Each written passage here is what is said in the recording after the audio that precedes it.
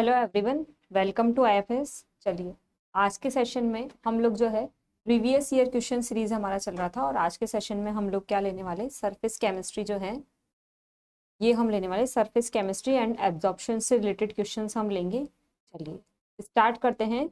ये IIT GeM का previous year question series हमारा चल रहा है। ठीक है, चलिए स्टार्ट करते हैं फर्स्ट क्वेश्चन से। फर्स्ट क्वेश्चन हमारा क्या कह रहा है, पढ़ेंगे। चलिए, adsorption of a toxic gas on 1.0 gram activated charcoal is 0.75 centimeter cube both at 25 atm 140 Kelvin and 30 atm 280 Kelvin. The isosteric enthalpy for the adsorption of the gas in kilojoule per mole. उसने पूछा क्या है, question में उसने पूछा है कि what is the isosteric enthalpy of adsorption. तो देखें यहाँ पे किस तरीके से क्वेश्चन होगा, ध्यान दें। सपोज हमारे पास में फॉर्मूला क्या आएगा, देखो यहाँ से फॉर्मूला क्या आएगा, उसने दो प्रेशर्स दिए हमें और दो टेम्परेचर्स, मतलब हमारी क्या वैल्यूज आ जाएंगी। हमें दिया है P1 is equals to 2.5 ATM और क्या दिया है, हमें दिया है T1 is equals to 140 Kelvin। P2 हमारा है 30 ATM और T2 हमारा है 280 Kelvin। ये तो हमारी किस में वैल्यूज हो गई, प्रेशर और टेम्परेचर की वैल्यूज हो गई। ठीक है, अब उसने दिया है 1 ग्राम एक्टिवेटेड सरफेस। ठीक है, 1 ग्राम एक्टिवेटेड उसने कार्बन का मास हमें दे दिया है। देखो यहाँ से इक्वेशन लिखेंगे हम प्रेशर के टर्म्स में। अगर हम एंथैल्पी को लिखना चाहेंगे तो कैसे लिखेंगे, देखें यहाँ पे लिखेंगे LNP is equals to minus delta H adsorption upon RT is equals plus हमारा आ जाएगा सम कांस्टेंट। ठीक है, अब ये हमारी क्या हो गई, इसमें ये चीज़ हमारा क्या है, यहाँ पे दिस इज आवर, ये हमारी क्या है, this is isosteric enthalpy for adsorption, और यही हमें क्वेश्चन में क्या है, निकालनी है। ठीक है, तो हमें दो टेम्परेचर दिए हुए हैं, तो इस इक्वेशन से क्या हम लिख सकते हैं, इस टाइप से हम लिख सकते हैं।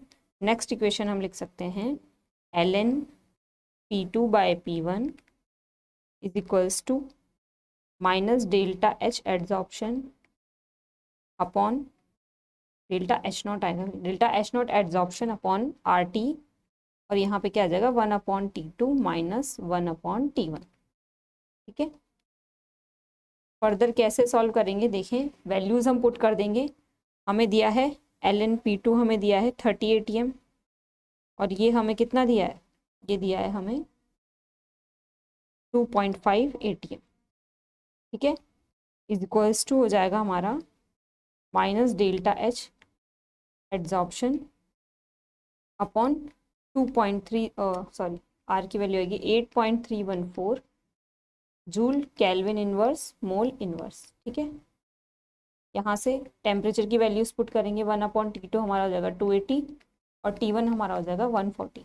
इस टाइप से हमने सारे वैल्यूज जो हैं वो पुट कर दिए, और ये किस में आएगा भाई, केल्विन में आएगा। तो यहाँ से हम क्या करेंगे, डेल्टा H नॉट एड्सॉर्प्शन को सॉल्व करेंगे, वैल्यू आएगी 8.314 joule kelvin inverse mole inverse. यहाँ से अगर हम डालें तो क्या आएगा, ln 30/2.5 और ये वाली वैल्यूज आ जाएंगी भाई, क्या कैसे आएंगी, इसको सॉल्व आउट कर लेंगे, इसको करेंगे 140 माइनस 280 अपॉन, या फिर इसको एलसीएम ले लो, एलसीएम लेने पे क्या, या T1 T2 के फॉर्म में अगर रखना चाहें तो क्या वैल्यू आ जाएगी 1/, इसको सॉल्व करने पे आएगा, देखें इसको सॉल्व करने पे आएगा T1 minus T2 upon T1 T2। इस टाइप से भी रख सकते हैं, यहाँ पे रख दो वैल्यूज, ये आ जाएगी T1 T2, ये जाएगा यहाँ पे T1 सॉरी ये जाएगा 8.314 के पास में, यहाँ पर आएगा T1 into T2 upon T1 minus T2। Values put कर देंगे, सारी वैल्यूज़ पुट करने पे हमारा फाइनल आंसर क्या आएगा भाई, फाइनल आंसर हमारा आएगा अराउंड माइनस 5.77 किलो जूल पर मोल। ठीक है। वैल्यू हमें किस में पूछी है, देखो किलो जूल पर मोल में पूछी है, round off to 2 decimal place, हमारी वैल्यू आ जाएगी 5.77 किलो जूल पर मोल। ये हमारा फर्स्ट क्वेश्चन हो गया। ठीक है, चलिए नेक्स्ट क्वेश्चन देखते हैं क्या होगा। नेक्स्ट क्वेश्चन हमारा है the surface tension gamma of a solution prepared by 0.02 mole of organic acid in 1 liter of pure water is represented as gamma star minus gamma is equals to A log 1 plus BC into gamma is the surface tension of pure water। ठीक है, A is equals to दिया है इसने 0.03 newton per metre, B की value दी है 50 mole inverse into litre and C is the concentration in mole. A और B की वैल्यूज उसने दिए भाई। ठीक है, चलिए the excess concentration of organic acid at the surface of liquid determined by the Gibbs adsorption equation at 300 kelvin is this one, n into 10⁻⁻6 mole per metre square. ठीक है, वैल्यू ऑफ n की value उसने पूछी है भाई आपको, rounded off to 2 decimal places. ठीक है, और r की वैल्यू गिवन है। देखो इस क्वेश्चन में कैसे होगा ये क्वेश्चन, देखो एक बार ये क्वेश्चन इस टाइप से होगा कि हमें पता है 2 मोल ऑर्गेनिक एसिड इसने 1 लीटर ऑफ प्योर वाटर में डाला है, तो क्या हम यहाँ से कॉन्सेंट्रेशन निकाल सकते हैं? कॉन्सेंट्रेशन कैसे निकालेंगे? क्या होती है कॉन्सेंट्रेशन, हमारी होती है मोल डिवाइड बाय वॉल्यूम, यही होता है कॉन्सेंट्रेशन।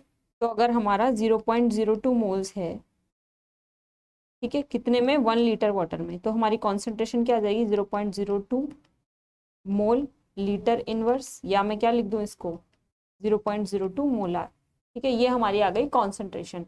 नेक्स्ट चलो, हमारे पास में एक्सिस, ये बोला इसने axis concentration of the organic acid उसने निकालनी है। तो देखो एक्सिस कॉन्सेंट्रेशन का फॉर्मूला क्या हो जाएगा, ये हमारा हो जाएगा, इसे हम बोलते हैं excess concentration is equals to C/RT D gamma divide by DC।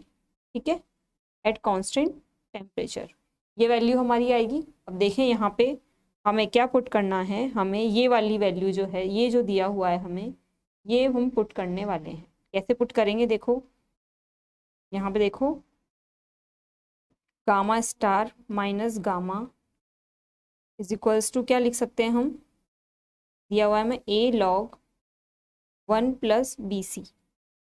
ठीक है, ये वैल्यू यहाँ पे दी हुई है, मिसप्रिंट है यहाँ पे कुछ, ठीक है, यहाँ पे कुछ में मिसप्रिंटिंग है, ये वैल्यू हमें दी है इस टाइप से, तो क्या वैल्यू आएगी, ये आ जाएगी। अब हम क्या लिखने वाले हैं, डी गामा बाय DC की वैल्यू निकालेंगे, लिखेंगे इसको डी गामा बाय DC, इसका निकालेंगे तो आएगा 0 माइनस यहाँ से आ जाएगा, इसका निकालो भाई क्या आएगा, ये आएगा A log 1/BC का डिफ्रेंशिएशन आएगा 1/1 प्लस BC। ठीक है, प्लस इंटू 1 प्लस BC का डिफ्रेंशिएशन क्या आएगा, 1 प्लस BC का आएगा 1 का 0 और BC का C यहाँ पे है, कॉन्सेंट्रेशन है, तो हम यहाँ पे आ जाएगा इंटू B इंटू यहाँ पे हम क्या लिखेंगे, ये हमारा लॉग बेस 10 दिया हुआ है, तो हम इसमें लॉग बेस 10 अगर हमें दिया हुआ है तो 1.203 1/2.303 कर देंगे। ये क्यों किया हमने, देखो ln E जो होता है, ln बेस E, देखो ln बेस E जो है हमारे पास में, उसको हम कैसे लिख सकते हैं 2.303 log बेस 10 ये। ठीक है, ln सपोज हमारे पास में ln x है, तो हम क्या लिखेंगे, इस टाइप से लिखेंगे, यहाँ पे हमने ln को log में लिखा हुआ है, तो हमें उसको कन्वर्ट करना आना चाहिए। ठीक है, ये वैल्यू आ जाएगी हमारी। ठीक है, अब यहाँ पे हमें कुछ नहीं करना, हम क्या करेंगे, यहाँ से इसको, ये वैल्यूज़ हमने निकाल ली, वैल्यू पुट कर, वैल्यू फर्दर हम सॉल्व आउट करेंगे इस टाइप से। क्या आएगा, ये आएगा हमारा A की वैल्यू दी है 0.03 न्यूटन पर मीटर। ठीक है, B की वैल्यू हमें दिया है 50 मोल इनवर्स लीटर, और क्या दिया है अपॉन में 1 plus 50 mole inverse litre into concentration कितनी आई हमारी 0.02 मोल लीटर इनवर्स। ठीक है, तो ये इससे कैंसिल आउट हो जाएगा, ये इससे कैंसिल आउट हो जाएगा, इंटू यहाँ पे आएगा 2.303, 2.303। इस टाइप से हमारी जो वैल्यूज आएगी उसमें हम किसको जो है हम क्या कैलकुलेट कर लेंगे, इसको कैलकुलेट करने पे आपका आंसर आएगा somewhere 0.325 newton metre inverse mole inverse and litre. ठीक है, यूनिट साथ में रखते हुए चलेंगे ताकि हमें दिखता रहे कि हमने कहीं पे मिस्टेक तो नहीं कर दी है। ठीक है, अब हमारे पास में किसकी वैल्यू आ गई, ये वैल्यू आ गई। इस वैल्यू को हम यहाँ फॉर्मूले में पुट कर देंगे, अगर यहाँ पे माइनस है, ठीक है, इस फॉर्मूले में अगर वैल्यू पुट करेंगे तो क्या आंसर आएगा, देखो अगर मैंने ये वैल्यू पुट की कहाँ पे, वैल्यू हम पुट करेंगे इस टाइप से, यहाँ पे देखें gamma is equals to -C/RT E gamma by DC at temperature. क्या वैल्यू आएगी हमारी, ये वैल्यू आएगी हमारी, इसकी वैल्यू निकालेंगे, आएगी 0.325 इंटू कॉन्सेंट्रेशन हमारी कितनी है भाई, कॉन्सेंट्रेशन 0.02 मोल पर लीटर है, मोल लीटर इनवर्स, और यहाँ पे हम लिख देंगे इसकी वैल्यू, यहाँ पे आएगा 0.325 newton metre inverse mole inverse litre, divide by क्या करेंगे, RT से R की वैल्यू 8.314 joule kelvin inverse mole inverse, और हमारा टेम्परेचर है 300 केल्विन। ठीक है, कैंसिल आउट करेंगे, केल्विन से केल्विन, मोल इनवर्स से mole inverse, litre to litre inverse. ठीक है, और क्या बचा हमारा, हाँ ठीक है, ये हो गए। चलिए, तो क्या हमारे वैल्यूज़ बचेंगी, हमारे बचेंगी वैल्यूज़ न्यूटन इंटू मीटर किससे जो होगा हमारा, जूल से कट हो जाएगा। इसको सॉल्व करोगे आप, ऑलमोस्ट हमारा आंसर आएगा 2.61। इन सब वैल्यूज़ को कैलकुलेट करने पुट पे आंसर आएगा 2.61 और इंटू 10⁻⁻6 मीटर की पावर -2। ठीक है, एक यहाँ पे है मीटर और एक हमारा कहाँ है मीटर, हाँ मीटर की पावर न्यूटन मीटर इनवर्स, ये रहा, सॉल्व आउट करेंगे, मीटर पावर -2 मोल, ये हमारा आंसर आएगा इस टाइप से। ठीक है, जूल को हम क्या लिख सकते हैं, जूल को लिख सकते हैं न्यूटन इंटू मीटर, तो ये वैल्यू आ जाएगी हमारी इस टाइप से।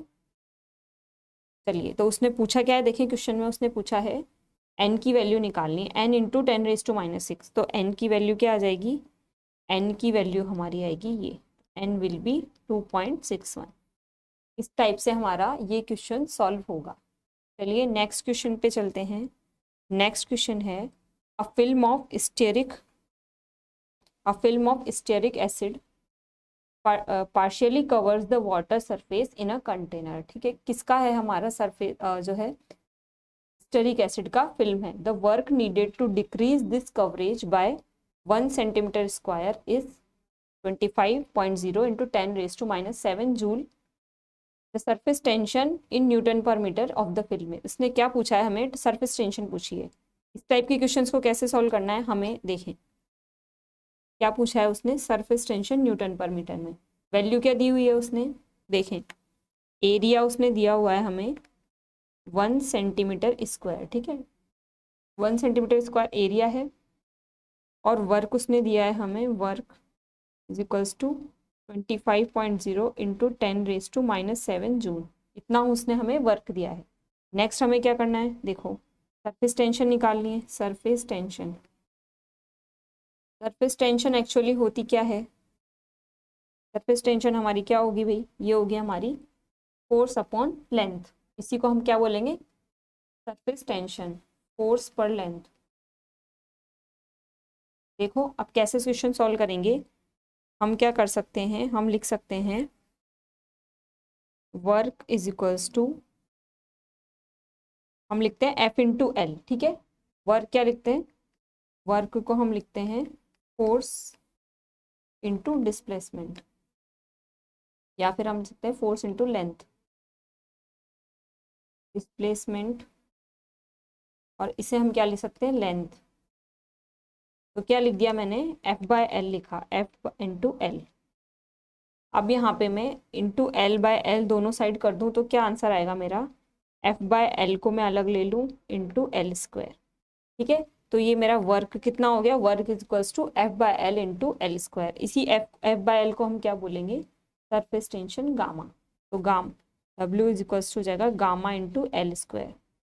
अब यहाँ पे क्या करेंगे हम, gamma is equals to work upon L square कर देंगे। यहाँ पे कितना कितना दिया है देखेंगे, L स्क्वायर हमारा बेसिकली क्या हो जाएगा, L स्क्वायर हमारा हो जाएगा एरिया। ये हमारा क्या हो जाएगा, दिस इज एरिया।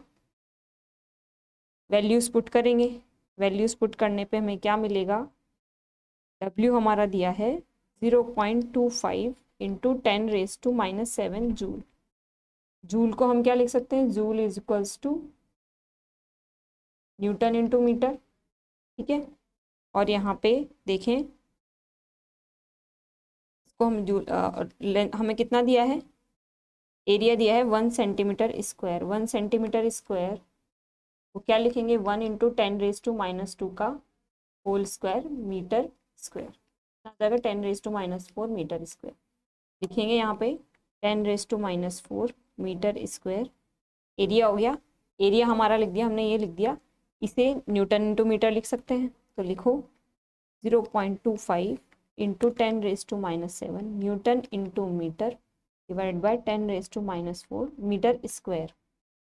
नेक्स्ट क्या होगा, फर्दर सॉल्व आउट करेंगे, क्या आ जाएगा 0.25, एक से ये कैंसिल हो जाएगा, इंटू 10⁻³ न्यूटन मीटर इनवर्स। क्या आ गया हमारा, वर्क। क्या आई हमारी, सरफेस टेंशन। सरफेस टेंशन का आंसर क्या आ जाएगा हमारा, इसको सॉल्व कर, ये हमारा क्या आया, सरफेस टेंशन आई है यहाँ से।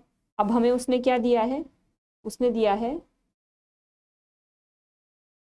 Surface tension of pure water उसने दिया है। तो कैसे निकालेंगे, गामा ऑफ फिल्म, ये हमारा किसका निकला है, ये हमारा सॉल्यूशन का निकला है। This is for solution. तो गामा फिल्म निकालने के लिए हम क्या करेंगे, gamma film is equals to gamma water minus gamma जो हमारा सॉल्यूशन का आया है। इसको फर्दर सॉल्व आउट कर लो, क्या वैल्यू आएगी, इसका हमें दिया है 0.072 न्यूटन मीटर इनवर्स। और ये हमारा कितना आया है भाई, ये आया है 0.0, कितना आया है, ये हमारा आया है 25 दिया है, 25 सॉरी, यहाँ वैल्यू 25 है, 25। ठीक है, तो ये आएगा 0.025 न्यूटन मीटर इनवर्स, माइनस कर देंगे 0.025 न्यूटन मीटर इनवर्स।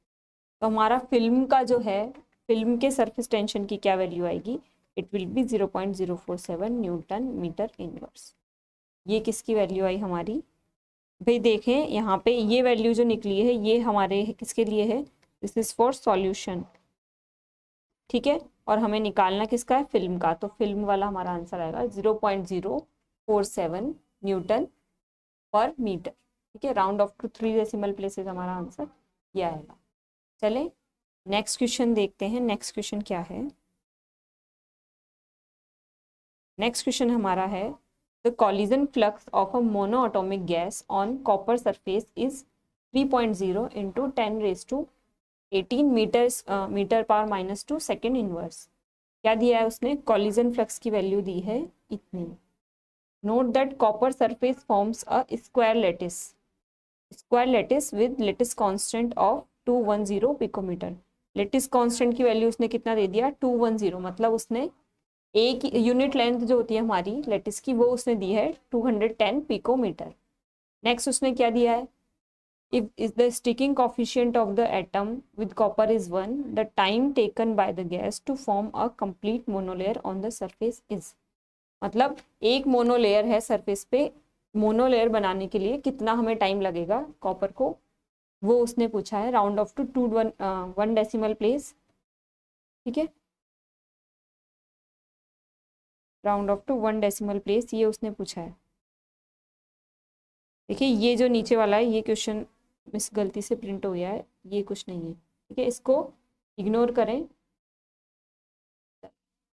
ठीक है, हमारा क्वेश्चन यहीं पे ख़त्म हो जाता है। ठीक है, ये अलग क्वेश्चन है, इसको ना देखें, ये हमारा यहाँ से यहाँ तक क्वेश्चन है। ठीक है, चलो इस क्वेश्चन को सॉल्व करने का ट्राई करते हैं, कैसे ट्राई करेंगे। देखो उसने हमें क्या क्या दे दिया, कॉलिजन फ्लक्स दिया है उसने, और हमें क्या दिया है, लेटेस्ट पॉइंट दे दिया। अब देखें हम कैसे करते हैं इस टाइप के क्वेश्चन को। हम निकालेंगे, हम लिख सकते हैं number of unit, number of molecules adsorbed पर यूनिट एरिया। किसके इक्वल हो जाएगा ये इक्वल हो जाएगा हमारा पर यूनिट एरिया में कितने नंबर ऑफ मॉलिक्यूल्स यूज्ड और जो हैं एब्जॉर्ब्ड होंगे। वो कैसे निकलेगा, कॉलिजन फ्लक्स इनटू टाइम। क्योंकि कॉलिजन फ्लक्स हमारा होता है क्या है, कॉलिजन फ्लक्स हमारा होता है कि number of molecule absorb per unit area per unit time. इसकी वैल्यू क्या होती है, number of molecules absorb per unit area per unit time. तो यहाँ से हम लिख सकते हैं number of molecules absorb per unit area is equals to collision flux into time. देखें नेक्स्ट हमें क्या करना है, हमें यहाँ पे दिया है उसने टाइम दिया, टाइम हमें निकालना है कि ये टाइम क्या होगा। कॉलिजन फ्लक्स की वैल्यू उसने दी हुई है, तो हमें क्या निकालना है यहाँ पे, बेसिकली फर्स्ट हम निकालेंगे नंबर ऑफ मॉलिक्यूल्स कितने उसने पर यूनिट एरिया में एड्सॉर्ब किए हैं। देखो क्या बोलता है वो, देखो यहाँ से कैसे निकालेंगे, यहाँ से कॉपर की सरफेस है, कॉपर सरफेस है हमारी, ठीक है। क्या बना रहा है ये, स्क्वायर लेटिस, ठीक है। कैसे निकालेंगे, उसने बोला है स्टिकिंग कॉफिशिएंट 1 है, मतलब एक एटम जो है वो हमारा एड्सॉर्ब होता है इतने। तो देखो एरिया ऑफ यूनिट सेल क्या हो जाएगा, एरिया ऑफ यूनिट सेल क्या होगा, ए स्क्वायर। और ए स्क्वायर कितना है हमारा, इसको निकाल लो, 210 पिकोमीटर, 10⁻⁻12 मीटर। इसका स्क्वायर कर देंगे, ये हमारा क्या आ जाएगा, ये हमारा आ जाएगा एरिया 441 इंटू 10⁻⁻22 मीटर स्क्वायर, ये हमारा एरिया आ जाएगा। ये कितना, एक यूनिट सेल का हमारे पास में z इक्वल्स टू 1 है, कॉपर एटम की क्या स्टिकिंग कॉफिशिएंट 1 है, मतलब z इक्वल्स टू 1 है। 1 कॉपर एटम, 1 कॉपर एटम और अगर है बोलेंगे 1 यूनिट सेल में 1 कॉपर एटम है, तो इतने एरिया में कितना होगा वो निकालते हैं। देखो अगर हम बोलें पर यूनिट एरिया हमें निकालना है, एड्सॉर्ब लिखेंगे 441 इंटू 10⁻⁻22 मीटर स्क्वायर एरिया में इन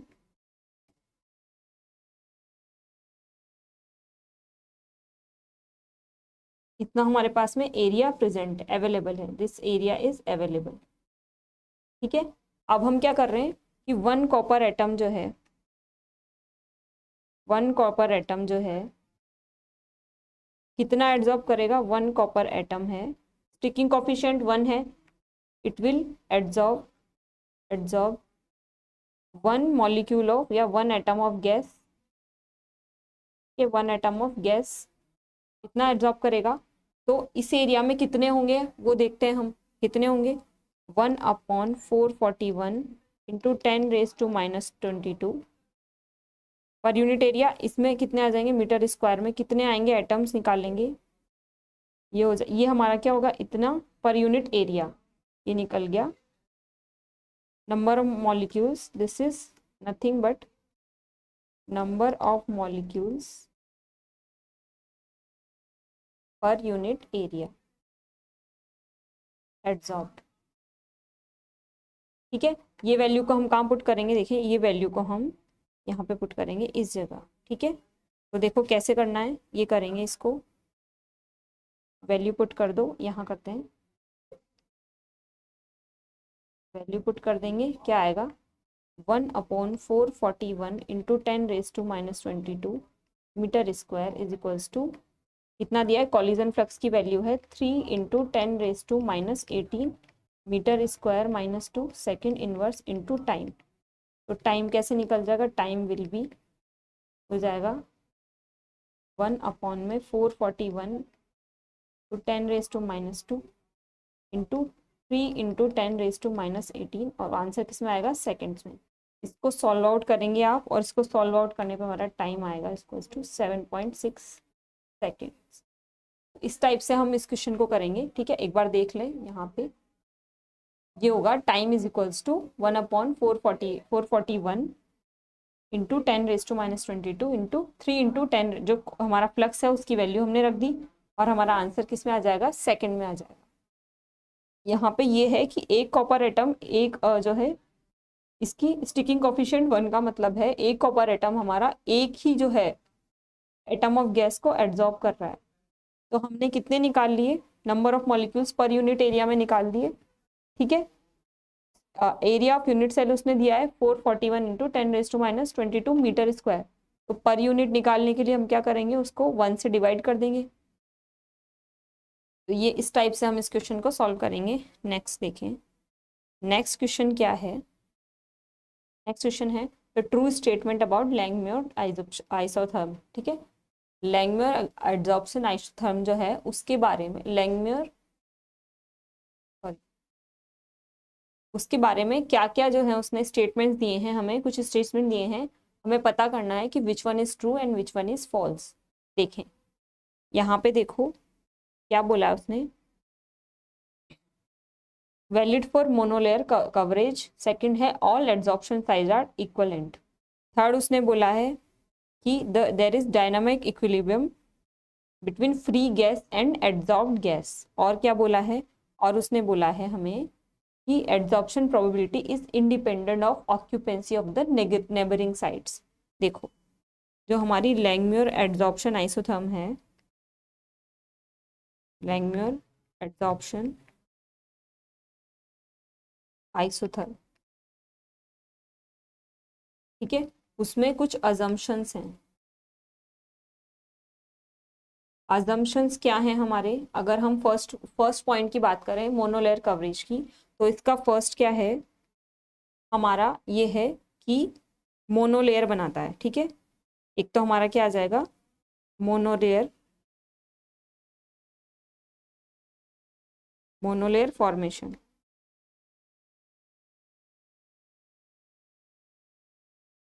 ठीक है। ये कैसा है हमारा, इसके लिए वैलिड है monolayer formation, valid for only, valid for monolayer formation. Second हमें क्या बोलता है ये कि all adsorption sites are equal,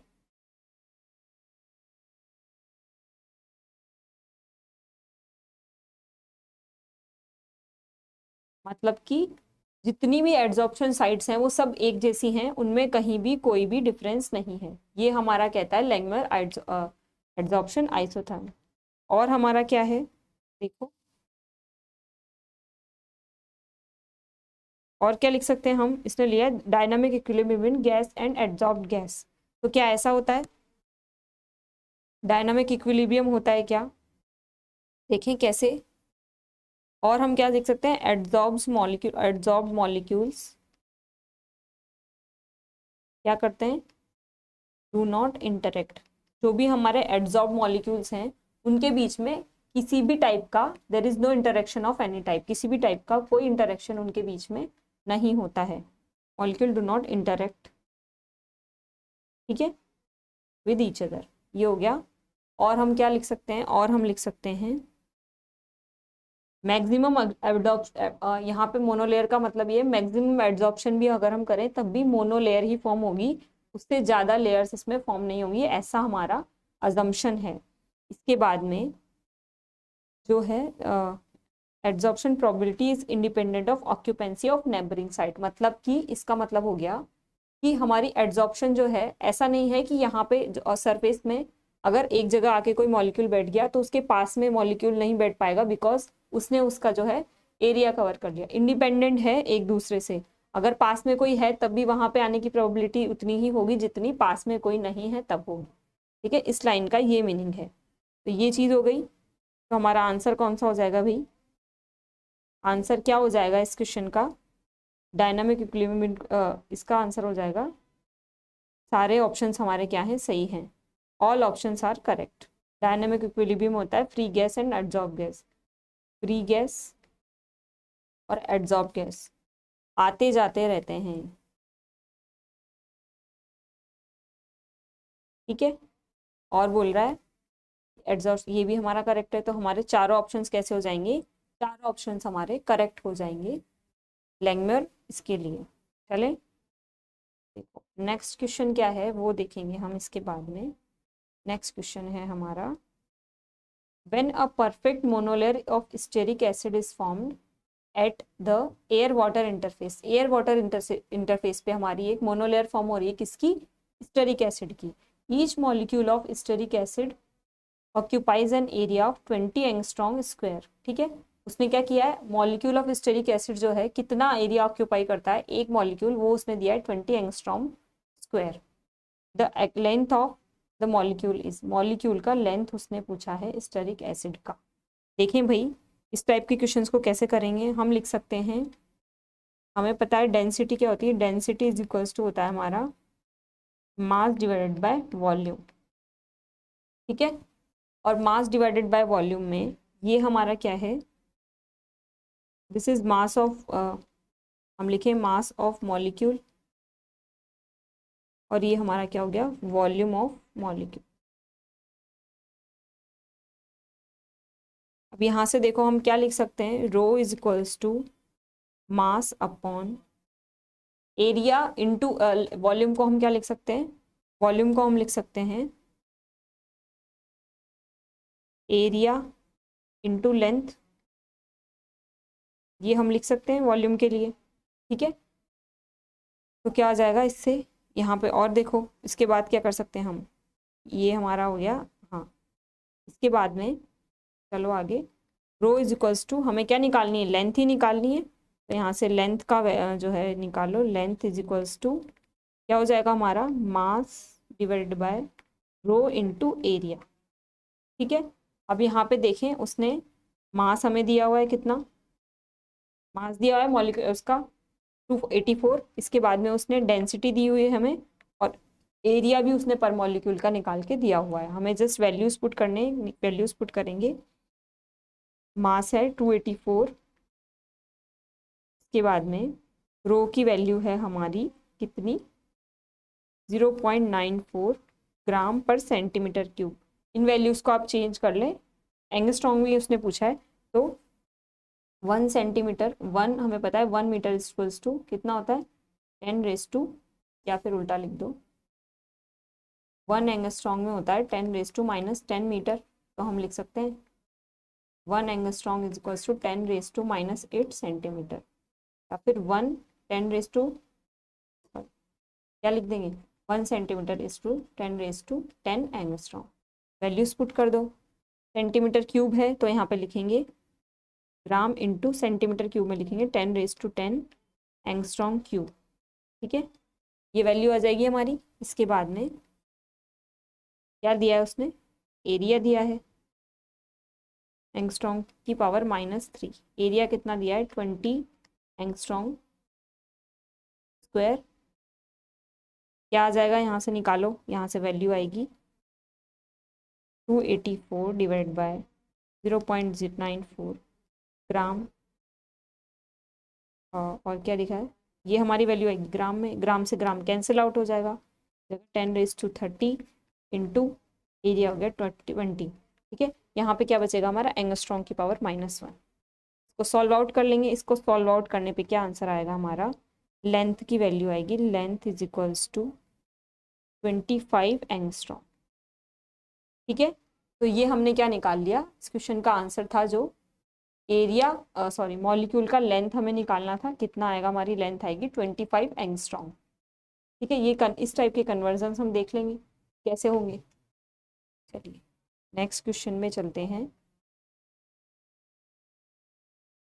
next question क्या है हमारा, 1 gram of surface area charcoal, 1 gram of surface area 100 metre square per gram adsorbs 60 mg of acetic acid. मतलब 1 ग्राम जो है चारकोल जिसका सरफेस एरिया कितना है 100 मीटर स्क्वायर पर ग्राम, adsorb 60 milligram जो है एसिटिक एसिड को एड्जॉर्ब कर रहा है।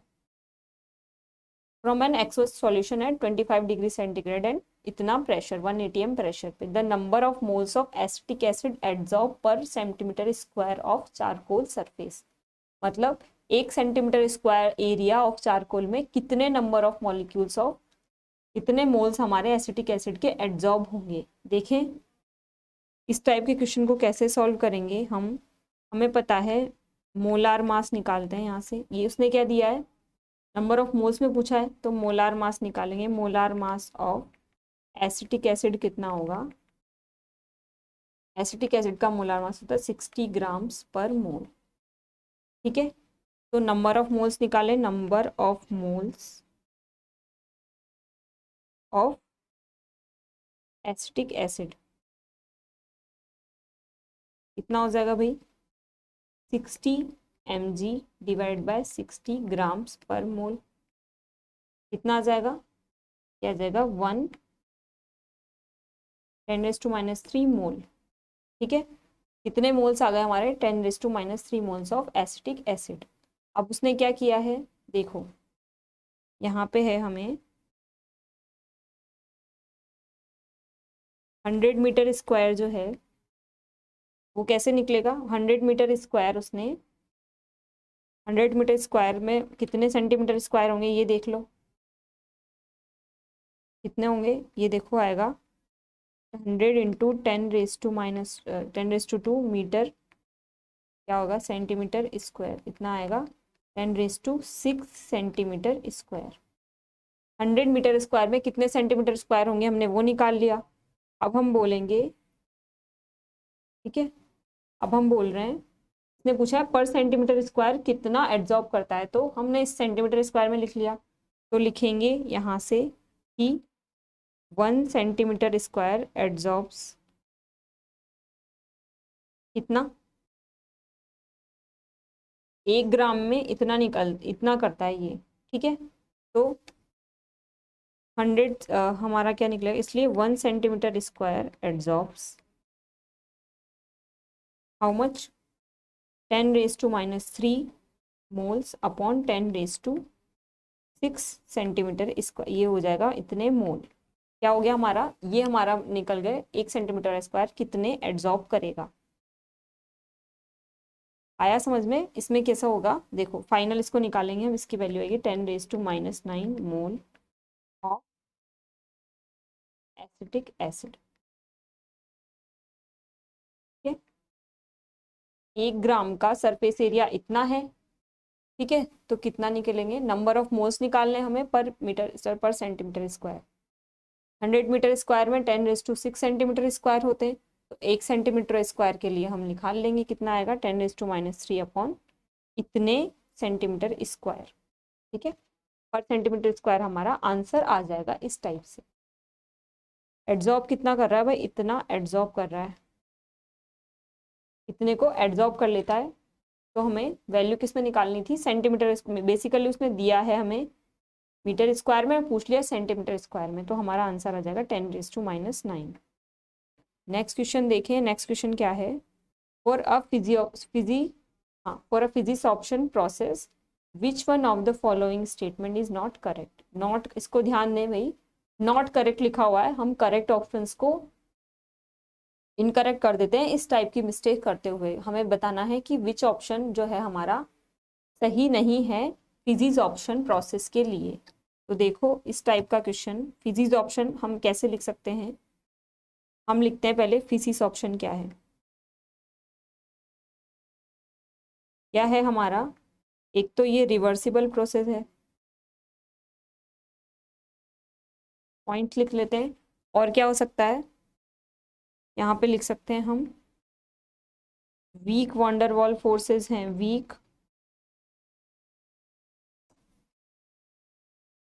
वंडरवॉल फोर्सेस प्रेजेंट होते हैं यहाँ पे।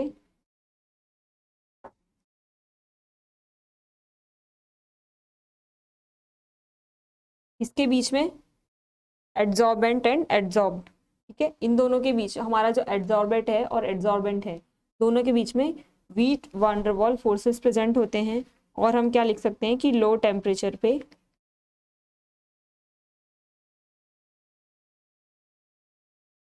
फेवरेबल होता है इसके लिए। कैसा टेम्परेचर फेवरेबल होगा भाई?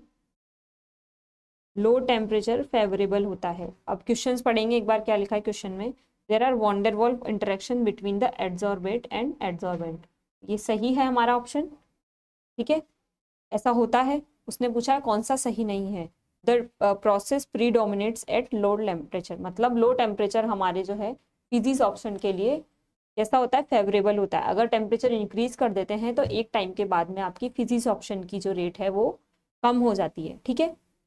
हमारा फिजिक्स ऑप्शन से वापस से एड्जॉर्प्शन से क्या जो होने लग जाता है, उनका डिजॉर्प्शन होने लग जाता है मॉलिक्यूल्स का हाई टेम्परेचर पे, ठीक है।